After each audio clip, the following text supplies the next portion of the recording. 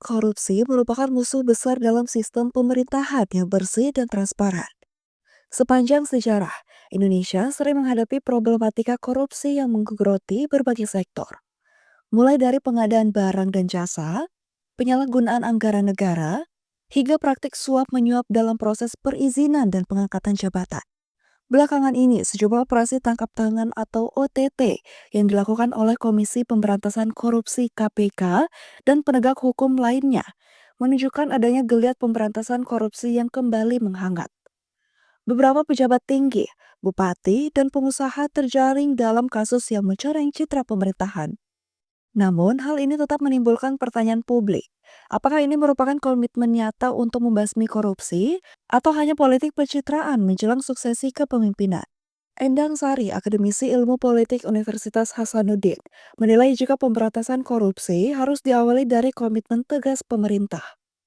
Hal ini akan menjadi ukuran bagi publik untuk melihat seberapa serius pemerintah dalam menegakkan integritas. Seharusnya ini menjadi komitmen nyata dari pemerintah ya, karena kita tahu bersama bahwa musuh dari integritas penyelenggaraan pemerintahan selama ini itu adalah korupsi yang sudah banyak sekali membudaya di berbagai instansi.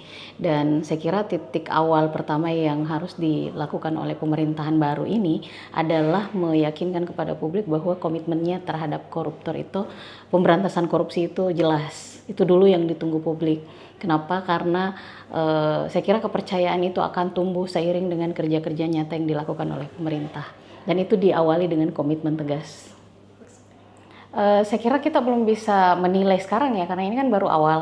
Tapi tentu kita meletakkan harapan yang sangat besar kepada pemerintah. Saatnya untuk meletakkan harapan yang sangat besar bahwa di antara sekian kebijakan yang bisa diambil di awal-awal pemerintahan, pemberantasan korupsi menjadi hal yang pertama-tama dilakukan. Jadi semoga ini menjadi komitmen pemerintah untuk tegas dan berdiri paling depan memberantas korupsi.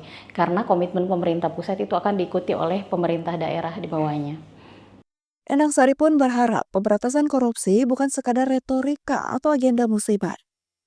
Komitmen tegas dari pemerintah dan penegak hukum dibutuhkan untuk membangun rasa percaya masyarakat terhadap institusi negara. Andi Putu Najwa, Unhas TV.